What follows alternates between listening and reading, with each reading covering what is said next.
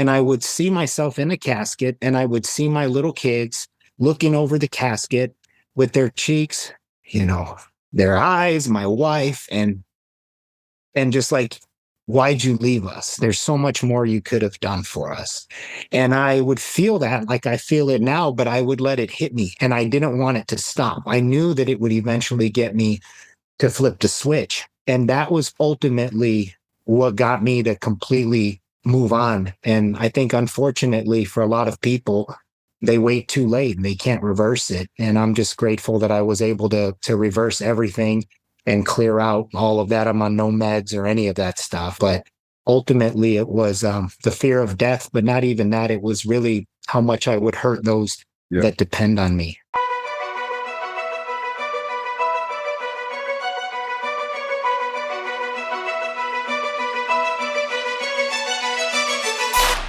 David, my friend, I've been following your journey for 433 days, and I've been excited to have this conversation for many months because your recent transformation has been amazing.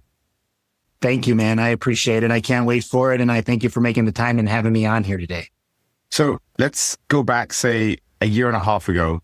I read something you wrote. You said, October 2023, life was really good.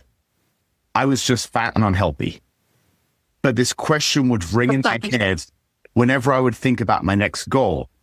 What kind of person do you have to become to achieve what you want in life? That was your goal. And so when I look at you, you're successful, you have a beautiful family, but you were a little heavy, a little out of shape. And I know you've done an Ironman in the past. You've been very athletic, but there's something happens because I noticed it happening to me too. You can be disciplined and in shape for many years, and then you get to a certain place in your life where you're just like, I kind of want to enjoy stuff. And I know you're riding your Harley around and you were probably just enjoying life.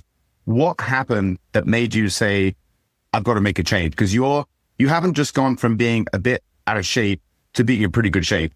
You've gone from being pretty heavy to looking like professional bodybuilder. I mean, you look amazing. Your discipline's amazing. I know how dialed in you are, not just training with your diet.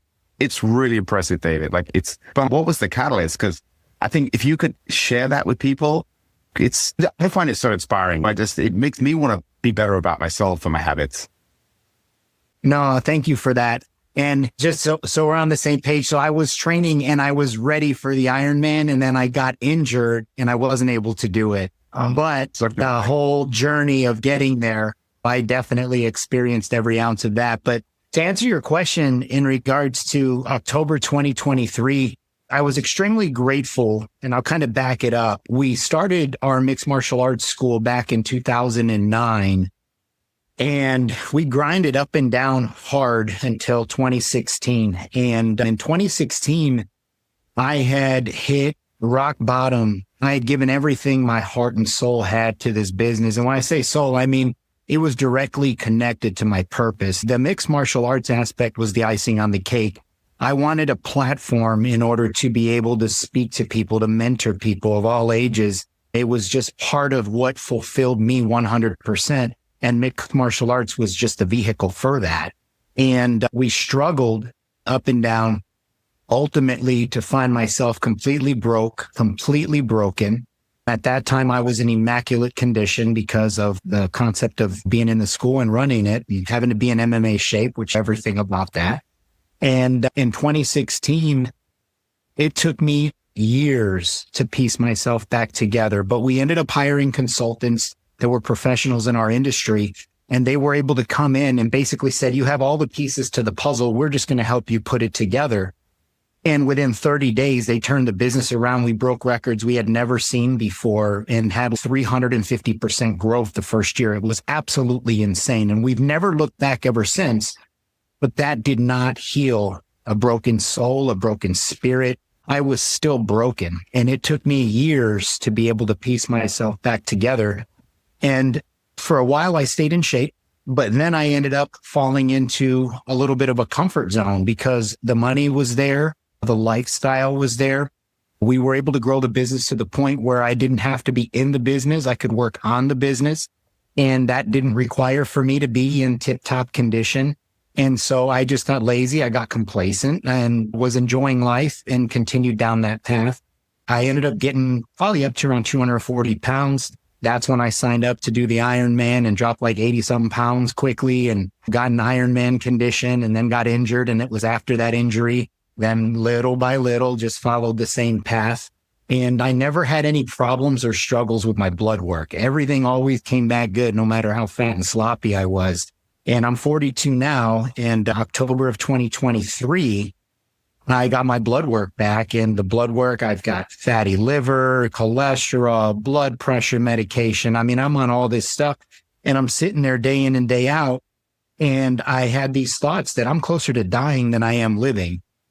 And that didn't just flip the switch. Well, it was literally, I would sit in my recliner and I would think about the thoughts of dying. And I knew that I had to have something that was going to just tear me apart in order to get me to do something. So I didn't restrict the feelings. I asked, I wanted them to 10x themselves, 100x themselves. I wanted to feel it to its core. And I would see myself getting closer to death than I was living. And I would see myself in a casket, and I would see my little kids looking over the casket with their cheeks, their eyes, my wife, and just, why'd you leave us? There's so much more you could have done for us. And I would feel that. I feel it now, but I would let it hit me, and I didn't want it to stop. I knew that it would eventually get me to flip the switch. And that was ultimately what got me to completely move on. And I think, unfortunately, for a lot of people, they wait too late and they can't reverse it. And I'm just grateful that I was able to reverse everything and clear out all of that. I'm on no meds or any of that stuff. But ultimately, it was the fear of death, but not even that. It was really how much I would hurt those that depend on me. Your lack of discipline is an insult to those that are depending on you. And I took that to heart. That's beautiful. Well, that just shows what a good husband and father you are. That's your drive. And you're like, I don't want to leave these people I care about because I wasn't looking after my health. You know, what's so interesting? So yesterday, I had an old friend I used to train with, and he's very successful, same age as me, late 40s. And he's gone into academia. He's about to be a tenured professor at Northwestern. There, in academia, that's pretty much the gold standard. What everyone aspires to get is tenure at one of the best universities in the world. And he's got offers to go in the private field, and he'll make a lot more money. And he thinks he'll kind of enjoy it. And he asked us to grab coffee and just talk about it to see if I've got any wisdom to share with him, because he's only been in academia. And I obviously can't give advice for people. It's not my life. I don't know the situation well enough. But what we were talking about was, how would you feel in 10 and 20 years down the road if you didn't make this decision and you kept doing the easy thing, which is just the path you're on? And not that it's bad, but it's just, that's the easy option. Obviously, he's got an itch that he wants to scratch with the idea of getting out of academia and into the real world. And I think that my drive is the same as yours, where you look back and you saw yourself in the casket with everyone you cared about looking at you, and it's like wasted potential. And I had this fear, I've always had this fear, David, of being close to the end of my life. I always imagined myself being successful. I've always had that confidence. So living in a beautiful house, grandkids around me, but sitting in my chair as an old man, knowing that I didn't follow the path, that the real passions, the things that really drove me. That's actually why I left probably several $1 million on the table. I gave away my trading company and I pursued professional fighting for 5 years because I had this passion, and I knew it would be terrible for my finances, but I was just like, I got to do this because I don't want to be 80 years old with regret. So I think that's the most powerful motivator for anybody, is anytime you come to a hard decision, zoom out and say, what would myself in 20 years want me? Which direction would he want me to take? I feel like that always gives you the answer. And then the idea of just being wasted potential, I think, is the most powerful idea. So I think you and I have that same driving force about, we want to be the best we can for our family and the people, close to us. And that you have to have health in it. There's no amount of billions of dollars that would have you and I trade our lives for Warren Buffett, because he's 93 and he doesn't have long left. So it's like that idea of what money is such an easy metric to measure, because you can say, I have 10,000 and he has 100,000, so he's more successful. But it's only one metric. I like money as much as the next guy. I want to live in a nice house. I want to have food on the table for my family, and I want to take vacations. It's not that money isn't important, but it's just not as important as all these other things. Absolutely. Yeah. It reminds me of one of the quotes that kind of held me on going down. And that's that you can have 1,000 problems in life until you have a health problem. And then you only have one problem. And that one, it stuck with me along the way too, because that's ultimately what it was. Because like you were just saying, I would see my future self and think, what does my future self look like? What am I doing with my life? And I didn't see my future self being fat, sloppy. You see your future self building a family with your kids and their kids and being healthy and being fit. And then you start to think, well, if that's the goal, all right, now what's the process and who do I need to become in order to have that? And it helped me to be able to break it down because the goal is just too far, 10 years, 20 years, 30 years, all the inevitables. But at the end of the day, just thinking, well, what can I do now? And it reminds me that in the beginning of this journey, I heard that another quote, physical fitness is a gateway drug to mental and emotional fitness. But a lot of people that are physically fit never tap into the mental and emotional fitness. And then I started to think about how many physically fit people I know that are mentally and emotionally a complete wreck, like their lives are a complete wreck.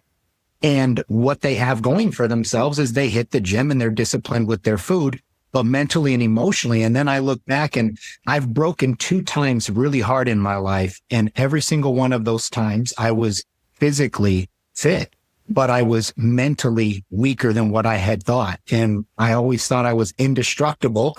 And then all of a sudden life kicked me in the balls and it was like, oh my gosh. And at that time, it's too late to work on the mental fitness. It's too late to work on the emotional fitness because I was completely broken. And this time around, I said, there is no way in hell that I am going to be mentally or emotionally weak for whatever life may throw at me. And if I can continue to use the physical fitness as a gateway drug to the mental and emotional fitness, and that has to go, all 3 of them have to go together because I need to be physically fit to do whatever the heck I got to do. I've got to be mentally fit to do whatever is going to come out. And I've got to be emotionally fit to handle emotionally whatever this life can throw at me because I never, ever want to break like I broke before. When I tell you I broke, man, I was like bedridden broken. And that was in 2016. So can you talk about that, David? Because you mentioned earlier, you touched on it, you said your spirit felt broken. So was that just years and years of overwork, just like burning the candle at both ends? Or like what led to you being so broken? Ultimately, another thing that I've held on to that I've experienced with the mental and emotional fitness part of this journey was in the beginning of it, there was a quote that said, disappear for 6 months, become a ghost, do these things, and it was listed, come back unrecognizable. And I took that door and I disappeared. I disappeared from everything that brought me joy, but I stuck to my responsibilities, but just completely disappeared in order to truly dig deep. But one of those things was make everything your fault. Make everything your fault. And that is a very tough pill to swallow. And it was at that time where I looked back and I said, if I make everything my fault, then I can unwind it and not figure out how to never let that happen again. Right. But I could also get to the healing process faster. And so in 2016, I had given, like I said, I had given every ounce of me to the business that we're in now. And prior to that, I was successful in real estate. I had my own company investing and doing things. The real estate industry crashed. I lost it all. I rebuilt it back up again. But when we lost everything for the second time, I said, I'm done. And then I was training in mixed martial arts and I was presented with the opportunity to open a school. It was a complete 180-degree turn. And I was pursuing this, but this time I was pursuing it with a passion from the inside for people. The MMA, like I said, was the icing on the cake. I wanted the opportunity to mentor. I wanted the opportunity to help people discover their gifts and talents, to develop their gifts and talents, and ultimately deploy in their purpose, their fullness with whatever it is that they're doing, and pretty much just be a part of their life forever, whether they stayed with me forever or not. But it was good enough for me to help people discover, develop, and deploy. And going after that hard, not having the right business systems in place, which again, my fault. But at that time, I didn't know what I didn't know. And I grinded hard and hard to find myself years and years later where we were completely broken. I was ready to shut this thing down. But because I had connected it to my purpose and gave it everything that I had, that that shattered me. So interesting. So the parallels between us both. So you had the rise and fall of your real estate career. And then before you got this great coaching with your school, you kind of had the fall with your school where you were lost all your money and you were depressed. And I kind of went through the same thing. I went through it in trading one time and then in real estate with a partner that screwed me over in 2020. And I'm just coming out of it now. It took 5 years to unwind all these lawsuits and pay back debts he left me and all this stuff. And it's like, that really does crush the spirit. It's one thing to be 25 and lose everything. And, oh, you've got no commitments. But it's another thing to have a family and you've already done this before where you've been successful and for whatever reason you lost it. And then you're like, again, I remember having that feeling like, really, I'm going to go through this again in my 40s. I've already done this. I've already done this before. It's really tough on your spirit. So I'm so glad you mentioned that because there's a longevity doctor, Peter Attia, and he wrote this book called Outlive. And it's all about tips and tricks to be healthy. He calls it the Centurion Olympics. You want to be healthy at 100.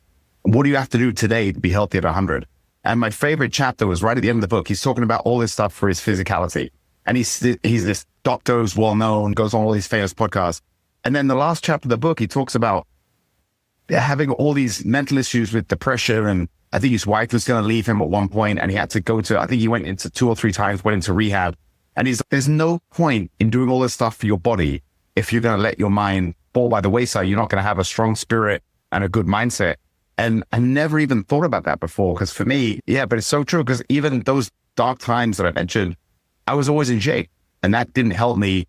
I had to work on my mindset and my spirit to get through that. It wasn't just about being in good shape. 100%. And that's one of the biggest things that I try to help people with now is like, you can be the most disciplined with your food. You can have the best looking body. You can hit the gym. You can hit the gym 433 days in a row. But if you are mentally weak, and unfortunately, it's like until you get your butt kicked real hard in life, you don't know how mentally weak you really are. And for guys that are young, we've been in combat sports and kind of we're out. I think that sometimes, or at least for me, you just think you're indestructible in the younger age.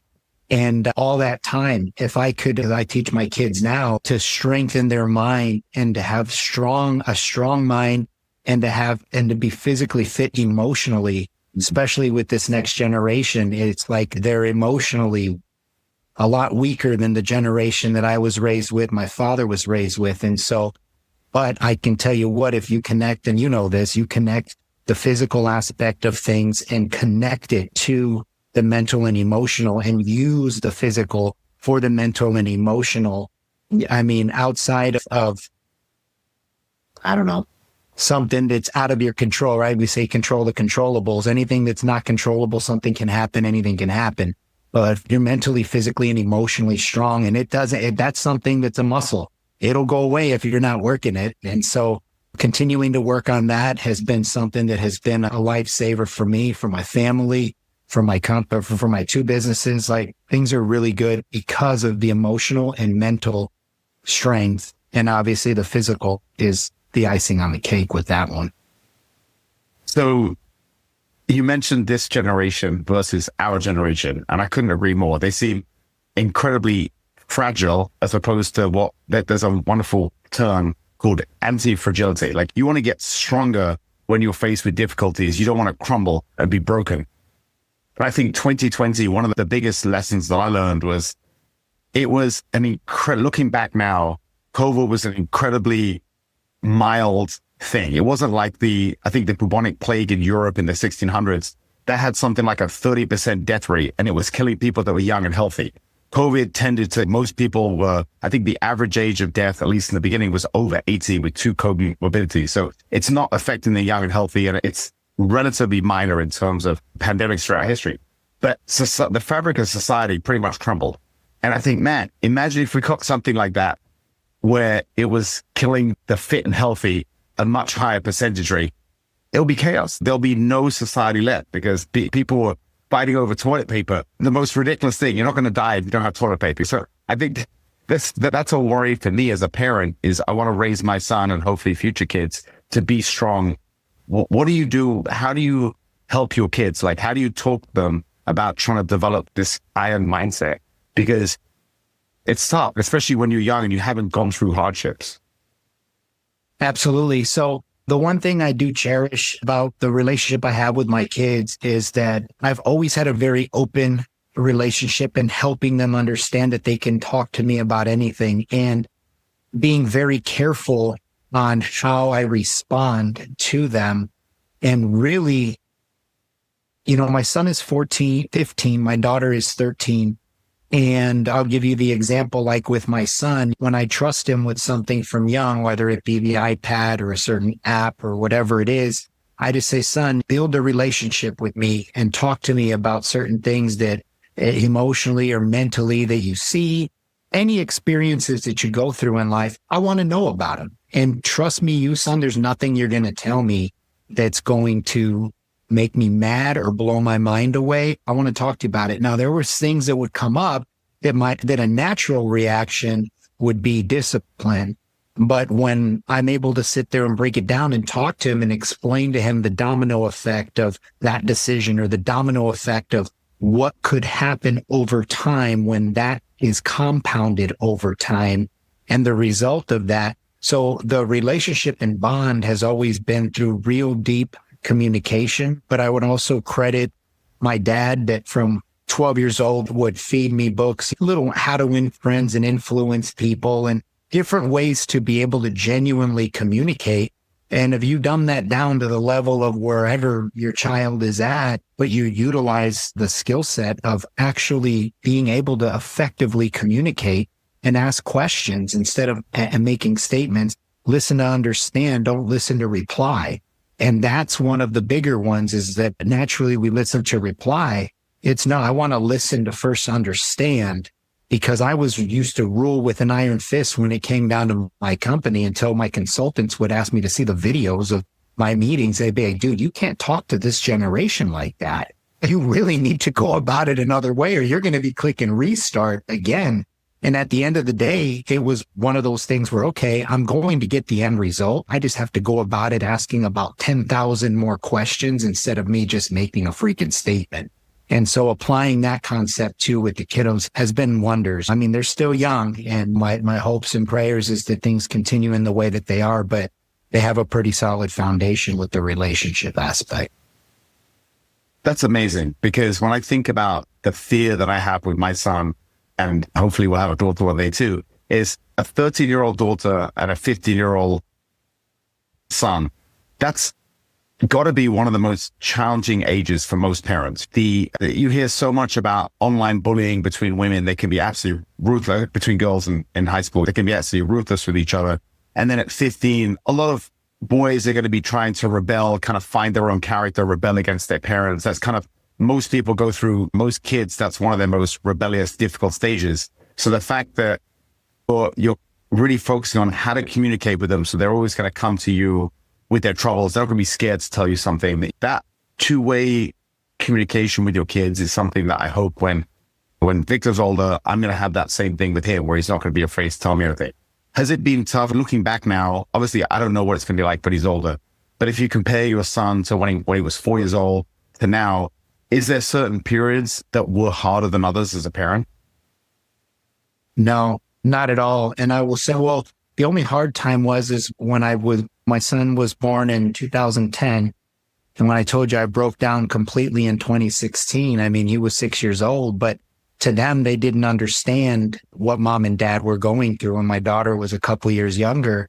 And I am forever grateful for our consultants that saved our business, saved our dreams, and were there. And they still are there for us today because my kids don't remember any of the hard times. And what is really great was one of my dreams was that I could build a business. Like when I went into the MMA industry, I thought I've been working side by side with my wife for 22 years since I met her. And before we were dating, we were in the same office. And then when we were dating, she was my partner. And we've always been side by side 24/7.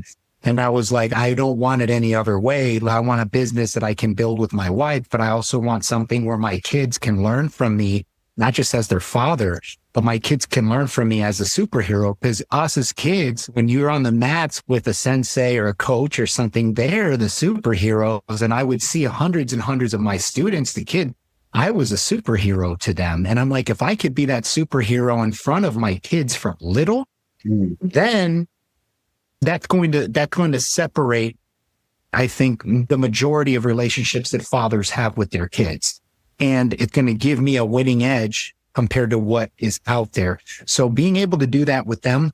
And then when they started getting older and playing other sports, because the MMA industry is a second shift job, I was like, you know what? I have to figure out how to get work on the business, not in it, so that I can attend the piano recitals, so that I could attend the softball games. And so I say all that to say this, really thinking about it, the reason that my kids are freaking amazing is because, number one, they have the best mom in the world. My wife is an absolute gem.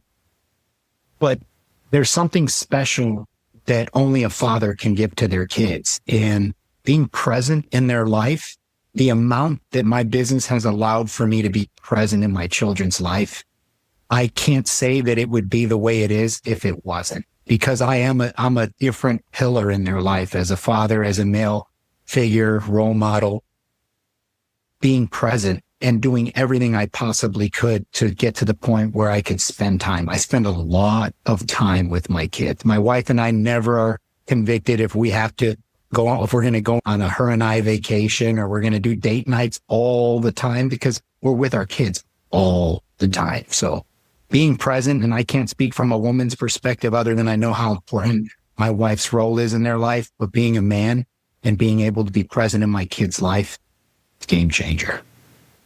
So the idea of being present is, I think, in this economy, this attention economy we're in, where we're just getting bombarded by everything, I think it's one of the hardest things and the most important things for not just to be a best husband or best friend or best father, but just to be happy in life. It's just, think about how much, if I think about my youth growing up, pre-cell phones, pre-internet, everything, life just seemed so much slower and I was so much more in the moment. Whereas now, it takes a real conscious effort to be present with people. And that's actually one of the reasons I love these podcasts is my phone's off and I've got no distractions, and we can just communicate without, normally half my communications, you're always getting distracted by things and it's very hard to be present. Is that something that you've had to, because I'm sure when your son was 6 and your daughter was 4 and you were going through all this stuff, you probably weren't the most present, right? When you were going through all this difficulties with work. Is that something that just takes discipline? You have to just keep reminding yourself to be present, because the hardest thing that I found is when I've got a lot of things going on in my brain, I can leave my phone in the car and go to the park with my son, and my mind is, I've got all these things that keep popping up, things I've got to do, people I've got to get back to. And it's so frustrating because I'm trying to be present. I don't have any way to even contact anybody, but the mind never stops, right? So that's the hardest thing. It's something I'm personally working on as we speak, but I just wonder if you can give me any tips that can help with that. Sure. So when my kids were little, and I was working like crazy and I wasn't always around. Then at that moment in time, I believe the quality over quantity in regards to the amount of time that's spent, the quality of it, and really doubling down on that. I think another really big thing too is, and this is just speaking from experience from having trained like hundreds and hundreds of kids, teens and adults, but specifically because we're talking about kids, and being that superhero. What is that? It's not a pansy pushover image of a man. And I was put in a position of authority for these kids. Some of them had no dads. Some of them had bad dads. Some of them have great dads. But at the end of the day, I'm just another male role model for them to look at and compare to all the other men out there. And honestly, it's not hard this day and age to stand out as a strong man. There's just not a lot of strong male role models out there. And obviously, for every strong male role model, they have a strong male role model. And so I do my absolute best to mirror for my kids what a strong male role model is, what a strong husband looks like in my household, and how a man should treat his wife. And so when the kids see all of that's just love and it's leadership, if you were to take that away, but the dad is still there, what are the kids really getting? And for me personally, I believe like that's the man's job. That's what we're supposed to do. And by a man, not just being present, but leading by example. Yeah. And again, the physical aspect is, like I said, most of the time I was physically fit building a business. I let myself go a couple of times, but then the mental and emotional aspect, kids can feel that. And that was another thing that really hurt me as I sat there and I realized how mentally weak I was. When I was fat and sloppy, no matter, okay, business is doing good, marriage is doing good, kids are doing good, but I knew when I'd look myself in the mirror, I was not proud of who I was. I knew how undisciplined I was, and it disgusted me. And that will get passed on. And so being mentally strong and emotionally strong, you can't fake that for very long. But you keep that up for over time, and I do believe that builds emotionally strong kids. It builds mentally strong kids. And this day and age, it's tough to get kids physically fit if that wasn't something that's been from the beginning, but being able to help the kids understand that aspect of it, because again, it's the gateway aspect to the mental and emotional. But I do believe that, again, leading by example and being present, you got to be a real man to do that. One of my favorite intellectuals, I guess, entrepreneurs is Naval Ravikant. And he said, a healthy body, a calm mind, and a loving family, priceless, because they have to be earned and not bought. And I think he's a billionaire. So I love hearing that. It's so refreshing to know that these people that have ungodly amounts of money, that's not what matters. Wait, you can't buy these things that are so important. You talked about all three. You prioritize your family, you prioritize having a calm mind. And I love that idea of when we look in the mirror, we know we can fool the world, David, but we can't fool ourselves when it's just us looking in the mirror. And I remember when Sugar Ray Leonard lost to Roberto Duran, then he had the rematch, and that was that real famous boxing fight where Roberto Duran said no mask because he was so frustrated with getting outboxed. But he talked a lot about that when he went in the first fight, and he said he'd always just shadowbox in front of the mirror the days before the fight. And he was just looking at himself, and he was like, I don't think I've got this the first time.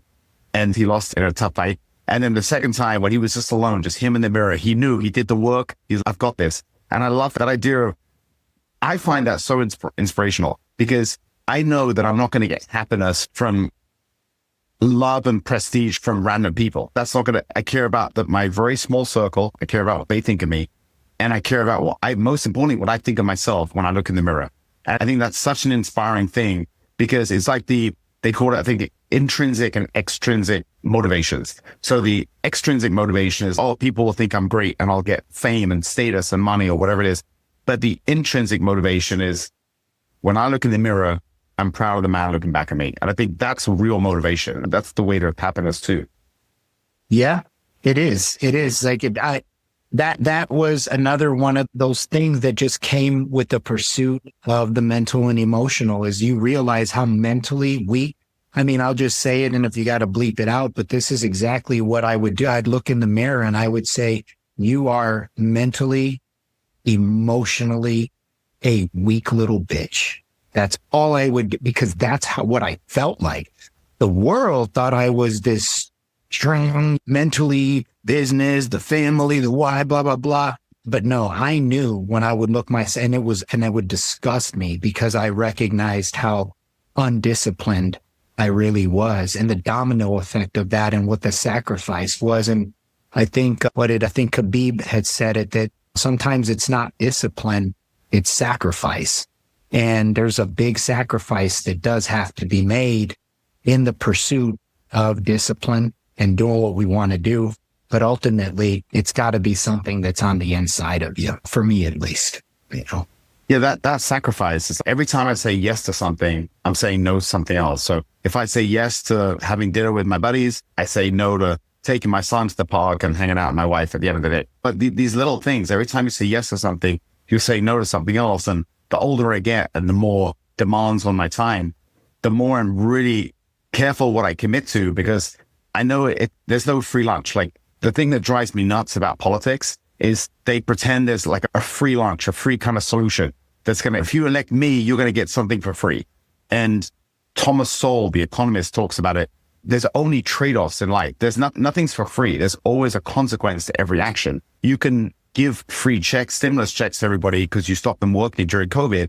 It's not free money because 6 months later or 12 months later, we see inflation, everything's more expensive, and the checks they gave us were worthless. So it's like, there's no free lunch in life.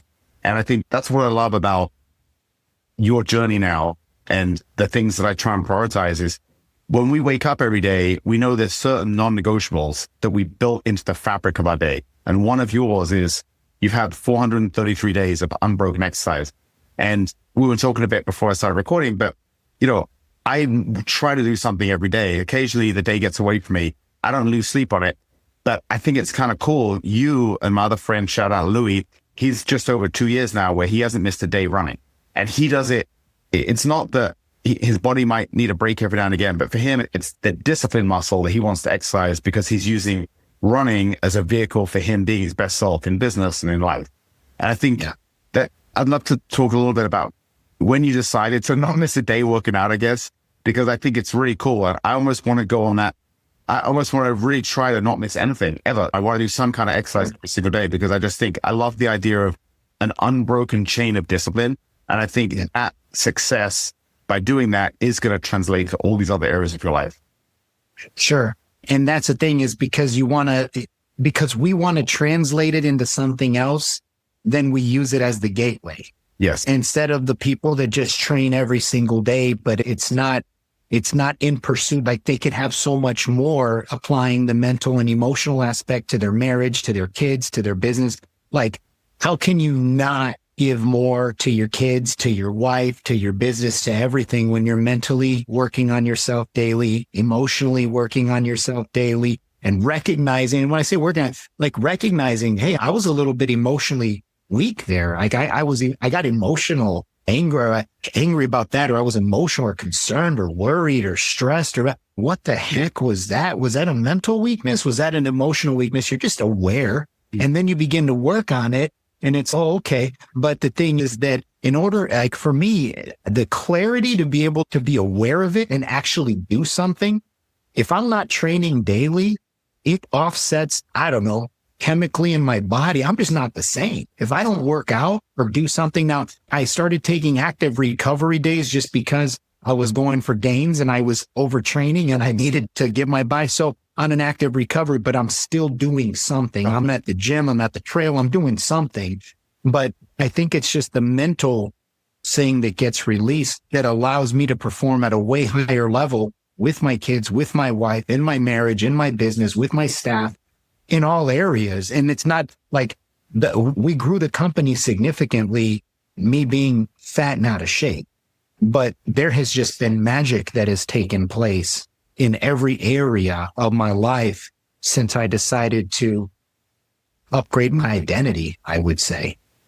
That's the best phrase you just said, updating your identity. And I think that's what you have to, if you want to be successful in exercise and being healthy and fit, you can't just go to the gym occasionally. You have to build it so much into your daily, weekly, monthly, yearly lives that it does become part of your identity. That David is, like when I look at you, I just see a tan, jacked alpha male who's an amazing husband and father, and he wants to motivate other people. That's the image I see of you, and I can't see you in any other way because that's who you've made yourself become.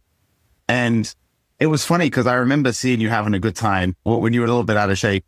But I knew your background. I knew you've been an athlete a lot on long periods of your life. And I never thought, oh, David's let himself go. I guess I never consciously thought that. But it's looking back now, it's so tough. If I was your brother and I knew your backstory, and then I saw you just before you started this 433 days working out, I would like to think I would have pulled you aside and be like, brother, you kind of let yourself go here. What's going on? But I feel like that people are so sensitive now that you got to be really careful. And I've got a friend who's kind of going through it with his work, and he's put on some weight and he's drinking a lot. And I worry about him. And I'm trying to think about how to have that conversation with him without offending him. Because I think as friends, that's what we should do. We should look out for each other. And I don't want to be the friend that only says things to the people around him that they want to hear. when I'm teaching jiu-jitsu, I love focusing on when I'm rolling with someone who's not as experienced as me and he gets a good reversal or a good move on me. I'm always really happy. I'm very encouraging. I'm like, man, that was a nice feed to hit me with. That was awesome. You're doing this really well.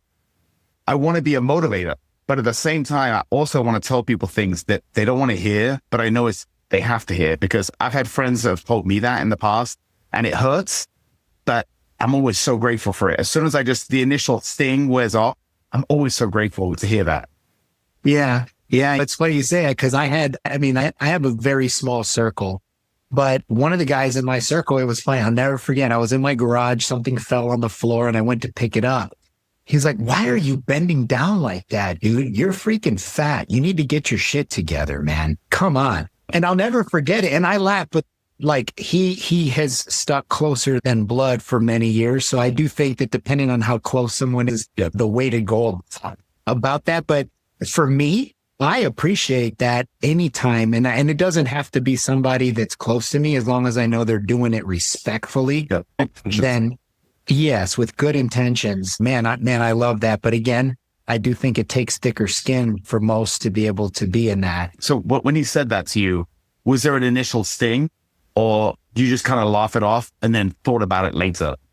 I pulled my shirt off my belly a little bit. That was going to help like my image. But yeah, I was like not once was I offended. Not at all. Not the slightest bit, because of how close we are. But every day I walked around not feeling confident about the way I looked and the way I felt externally. So it was just like, well, thank you. And I think we need people in our life that are going to tell us. And in regards to your buddy, and for me, the training aspect of things, you can just imagine, I went from 100 and I don't know what I was, maybe 170 to almost 300 pounds, right?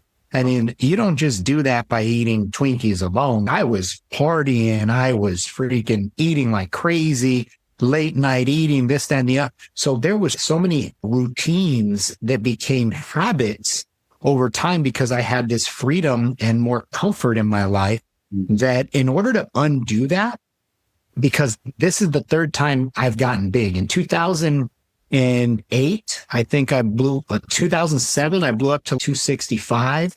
And then I got down to 160 something. Men's Fitness did an article magazine, because I dropped 105 pounds in 8 months or something. And then I got an MMA, blew up again later on, got up to 240, back down again. So this time again, I was like, well, if I can't yo-yo, what am I going to need to do?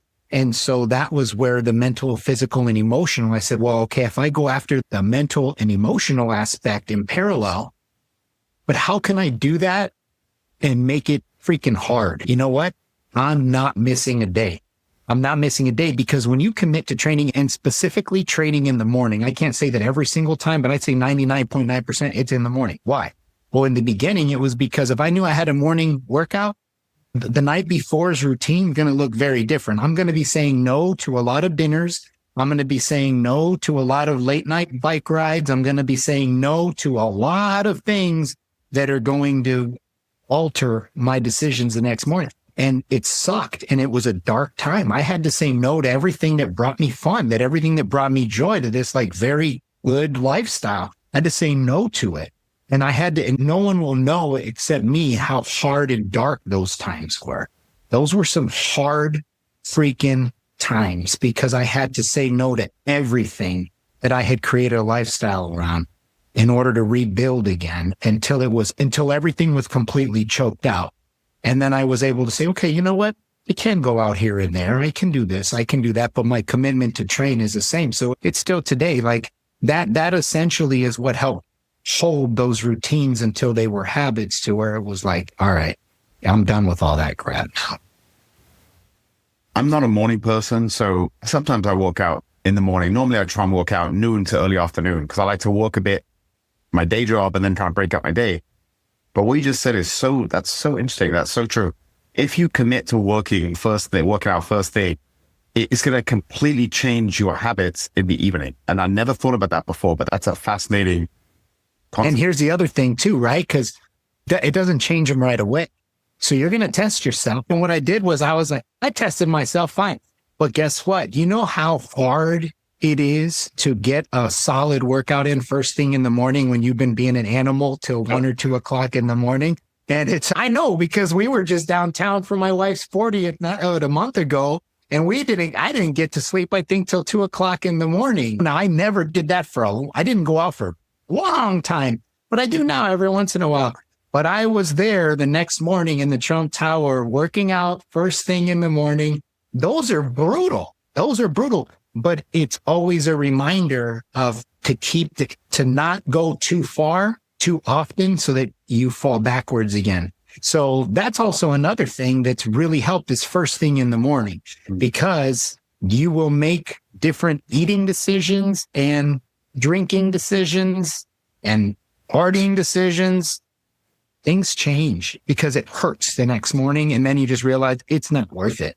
And the cool thing is eventually then you start to see the results come in and you're not fueled. Like you're not waiting for motivation. You look in the mirror and that's all the motivation you need. And you know what I'm talking about. You're fueled by results. And then it's, man, you know what? The way that I used to say this, like when I can look better than the way that my favorite meal tastes, it's going to be easy. And that's exactly what that fuels me every single day, is being fueled by the results of the freaking work that's been put in.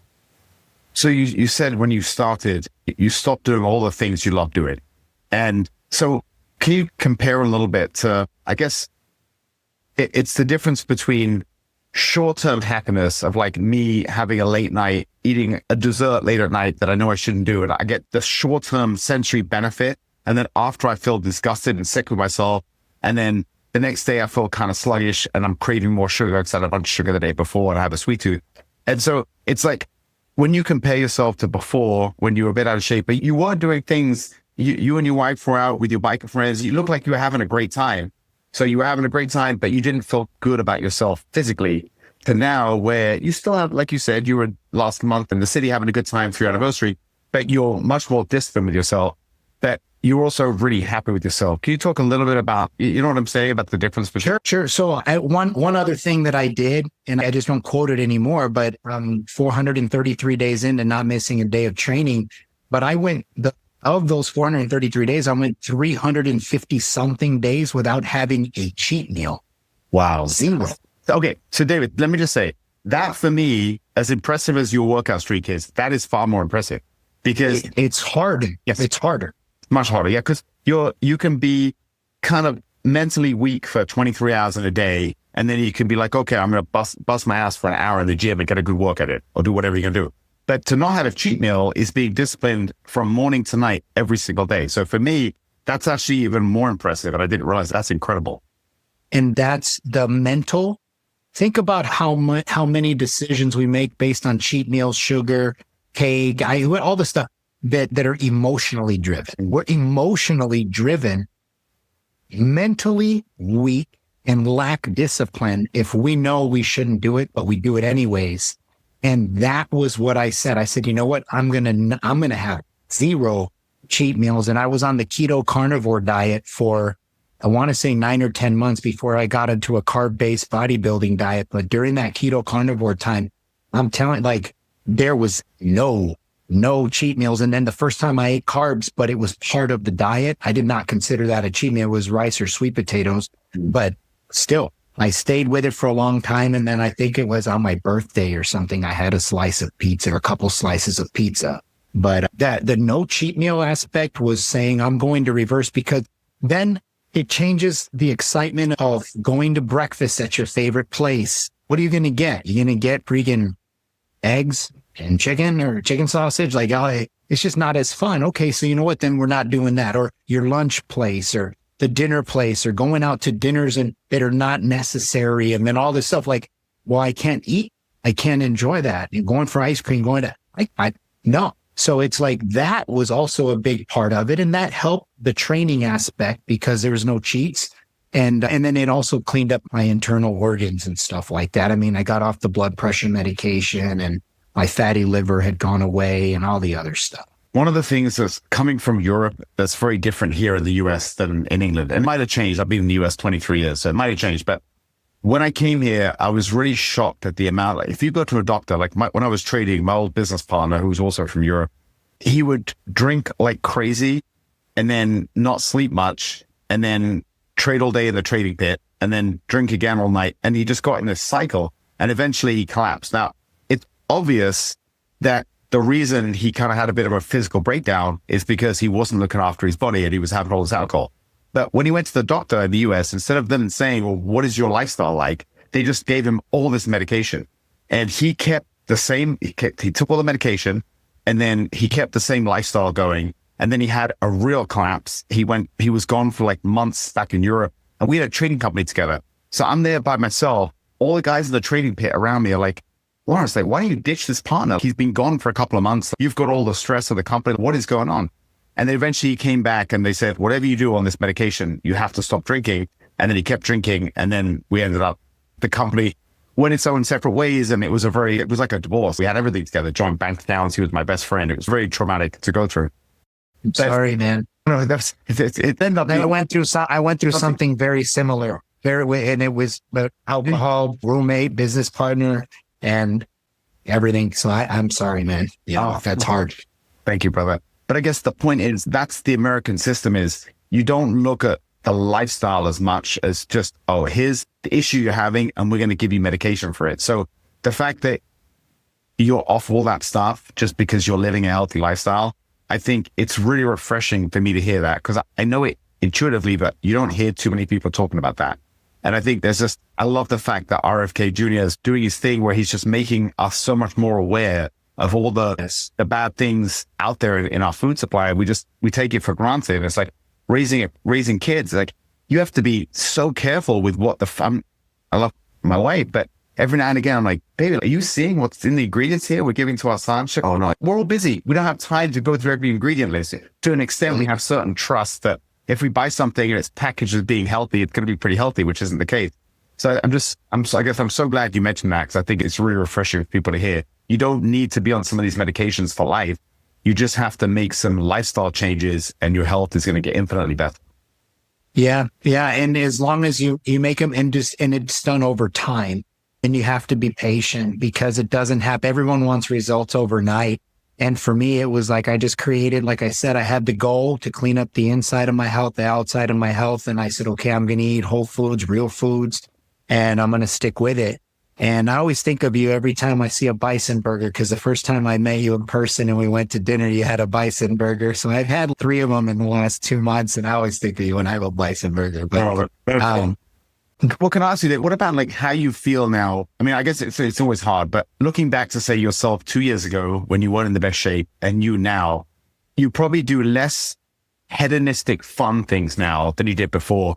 But would you say you're happier? Yes, it took a long time. Well, I mean, I'll explain this. I could be accurate, I could not, but the dopamine that we get from the drinking, going out and partying, constantly having to do something in order to feel good, going places, this, that, and the other, like all of those things. But the reality, and I was reading that, like, we were created to receive natural dopamine by building things, accomplishing successes in life. And those things, being aware, like a success in life could be something that you see your kid perform well, or they get a result, they get awarded for something at school, or this, that, and the other. But if you're constantly used to getting your dopamine from all of these other things, the drinking, the partying, the constantly needing to go out and going to dinner, and just, you have to do all of these things. And in order for you to feel those, well, primarily the alcohol, because alcohol spikes it way the heck up here. And it's nothing else compares, and obviously in drugs, which I don't dabble in drugs, but I'm just saying all of those things, they get you these dopamine hits up here, where when you cut out the sugar and you cut out all that crap, well, now you're getting the dopamine hits of real life, of successes in life, but you're not feeling them like you would feel and what you're used to. So when I cut out all of those things, it was like, well, all of the things that I should be being very happy about that's going on in my life, but eventually the old gets choked out and it gets drained from your system, and you no longer require that anymore. And you're actually able to receive the joy and benefits at the level that we're supposed to function at, and it's in their fullness. And I'll never forget, it took a long time for that to happen. But when that like revelation happened for me and I recognized, I'm like, oh my gosh, I am actually receiving and feeling the joy, the success, the appreciation, the happiness at the level that I used to. But that took a long time. And I'll be honest, that's what stops a lot. I think that's what prevents a lot of people from staying the course, is because you just don't get that kind of dopamine and joy. But you can't. You just have to completely choke it out of your system completely and create new routines that will create new habits. And then all of a sudden I'm sitting there and I'm like, man, those things used to not get me this happy. And now I am happy on like level 10. High on life. They tell he's high on life. You can, but it's freaking hard. It is hard. That is so glad you said that, because I had the same thing with food, with my taste buds. If I have a sweet tooth, so my battle is trying to stay away from sugars. If I'm having a lot of sugars and not the best diet, especially when you're traveling, I feel like your diet can go out the window sometimes, even just for a few days. When I get back to eating healthy and eating clean, for me, it tastes bland. I don't even appreciate it. But when I'm in a really good place and I'm eating one thing I love about my beautiful wife is she makes very healthy food that tastes good. And she just very pure ingredients and very light seasoning. And I eat it now. And like yesterday, I think it was just some grass-fed filet and broccoli and sliced tomatoes. And she had some seasoning and it was so good. I remember eating it being like, this is incredible. Like, it's so clean and I just felt so good afterwards, and I enjoy every bite. I don't eat things I don't enjoy. You could eat healthy food when you haven't been killing your taste buds with all this crap. Healthy food tastes really good, but it doesn't taste good if you're used to eating shit, right? Because things in your mouth are just, you're not going to appreciate it. So it's the same. I never even thought about it, but that makes 100% sense. The difference, getting your spikes of dopamine from the party lifestyle versus the dopamine that you're supposed to get. You're 100% right. Humans are happiest when we're evolving and when we're creating something. So that can be something where we're building a business or be something where we're transforming our body. And you do incredible satisfaction out of that, but it takes time. And so people, they want the short-term fix. They're not going to even know the happiness that you and I get from years of hard work and sacrifice. But I love the fact you mentioned it, because I think it's something that everyone should hear. Is that's real happiness, and it does take time. And if your levels are all screwed up, you have to be a little bit patient. Yes. Yeah, you do. And you have to believe that there is a light at the end of the tunnel kind of thing, because there really is. And it is hard. And it's not necessarily the partying. It's only partying. Like you said, it could just be that you're really looking forward to ice cream. Or for me, it was always pizza. Like I ate pizza all the freaking time. And it was like the joy and excitement thinking about I'm going to order it. And then Illuminati's comes to the freaking door. And then no one else is home, so I can eat the whole damn pizza by myself. Oh, God. And then you feel like crap 30, 40 minutes after. But it's those constant. And then you get so used to this routine and algorithm of getting those spikes, where if you take it out, here's another thing. You take those things out, you're going to sit long enough, little depressing, little dark, but you're naturally going to say, I've got to get it from somewhere. And if you don't fall, and that was a part of the whole no cheating thing for me, because I was so fat and sloppy that I just said, if I choke it, I'm going to find it from somewhere. Yeah. But it's not going to be from something that is, why would I go and reward myself with something that got me messed up in the first place? Like a cheat meal? What the heck is that? Like, you're a former morbidly obese fat person. You're going to reward yourself with ice cream, the pizza, the stuff that messed you up in the first place. Don't reward yourself with that. That was like, that hit me. I'm like, that's so freaking stupid. Why would somebody do that? And for me, it was like, no, I'm not going to do that. And once it was ridded out forever, eventually I was just in search of finding what could bring me genuine, real joy. And I've loosened up. Like, I had a piece of cake the other day on Easter and stuff like that. But I will tell you that the next day when I got right back on my eating regimen, I wasn't enjoying the food like I would have if I just didn't do that. Like a dog. If a dog eats the same food every day, they'll eat it. But the second you give them a little something mixed in there, then you try getting them to go right back to the old, they're like, no, they're not going to eat it. It's like the same freaking thing. That's so true.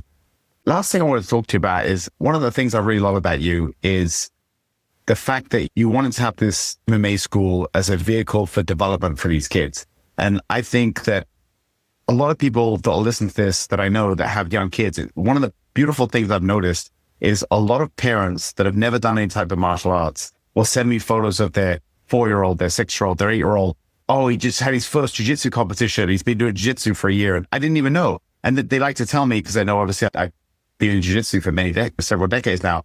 And I think it's so beautiful. I think the idea of, I always associated martial arts when I was young. It was because I grew up on the 80s movies and I wanted to be like Jean-Claude Van Damme. And I wanted to be strong to be able to defeat evil and do good things.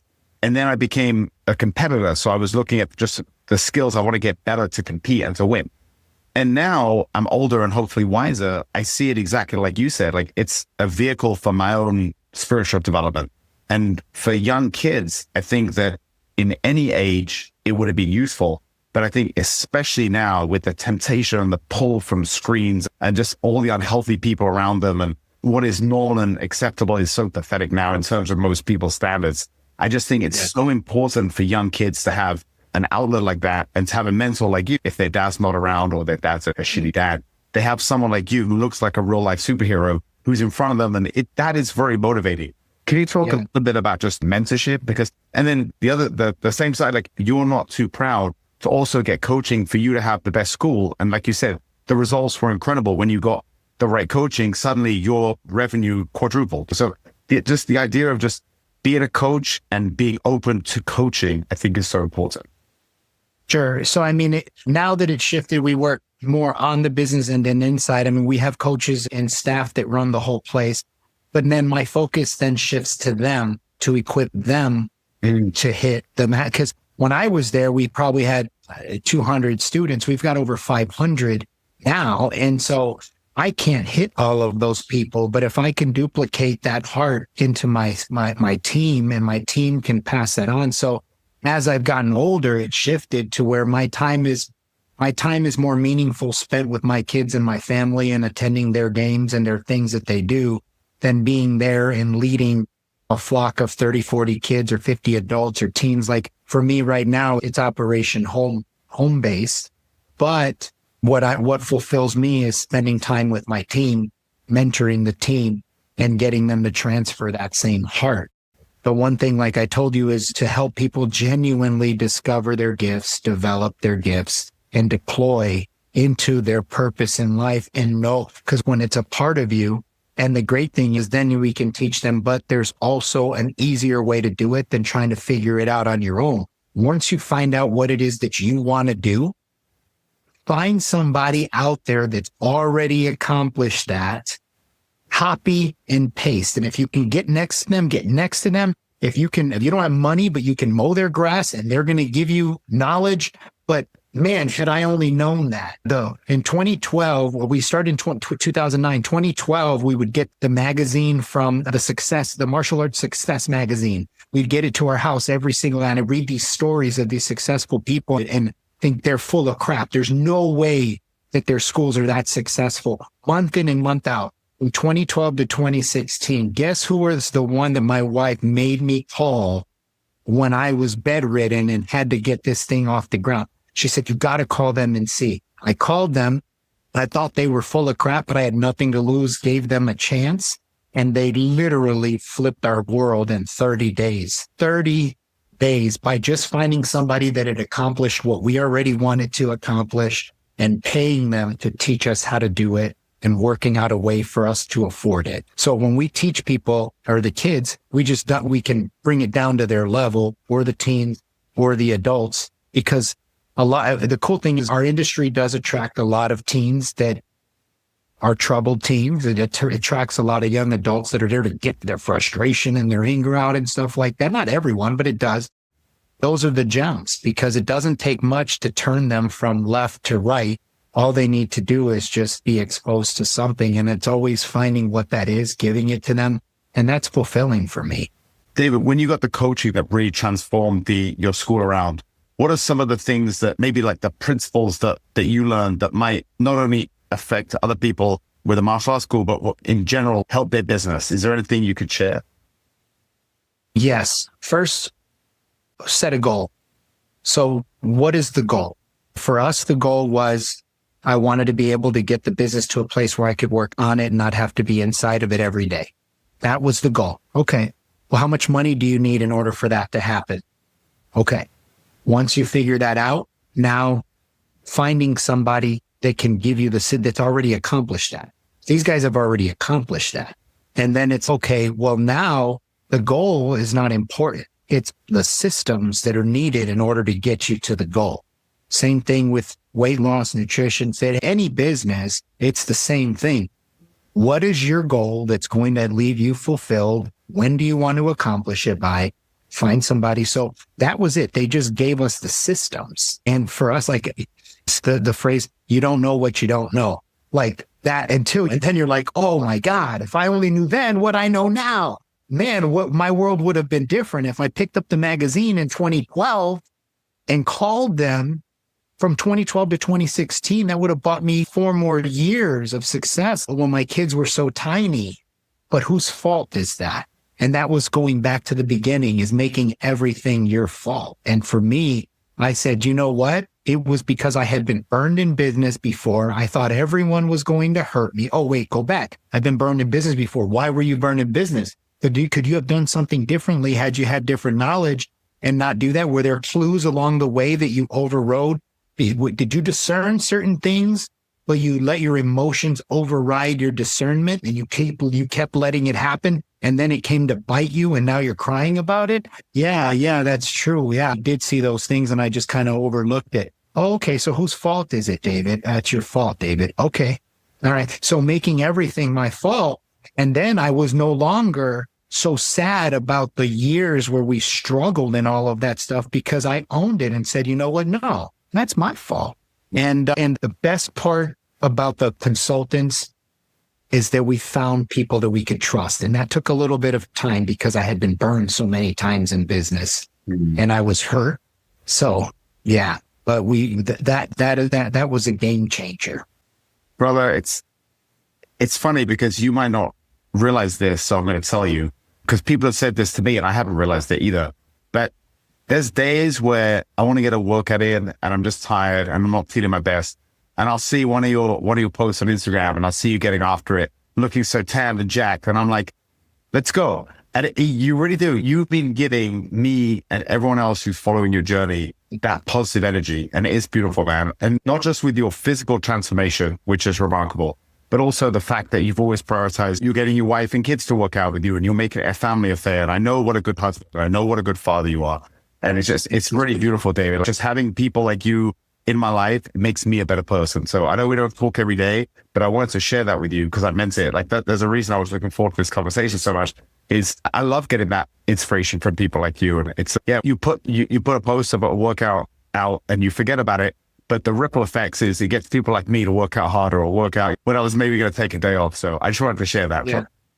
Right. And I'll shoot it back. And I've told you this before, but when I met you the first time and getting to learn about who you were, I know your wife from before through my wife and all that stuff, but your fitness journey has been absolutely amazing. And in my ups and downs, I would watch you and that was beyond motivating, not just because of what you were doing physically, but because of what you were accomplishing in your career financially and pursuing. And even though I don't know all of the ins and outs, I know enough to know that what you do is not easily done in the top 0.3% of what most men can even fathom doing. And it's an honor to know you. It's an honor to have been able to follow your journey, to be a part of that, just being a part of your life, knowing your wife, knowing your family, and seeing what you're doing.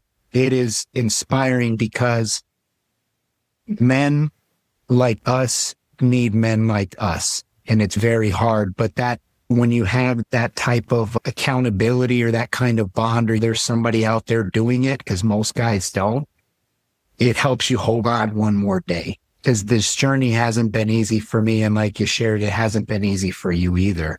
But it makes it a heck of a lot more simple when you know there's other men out there kicking ass just like you are. So, Robert, thank you, David. I really appreciate the kind words and I really appreciate this time. And I'm going to bug you for part 2 soon because you're awesome, man. I really love what you're doing and I can't wait to see you in person and give you a big hug. I appreciate you, man. Thank you.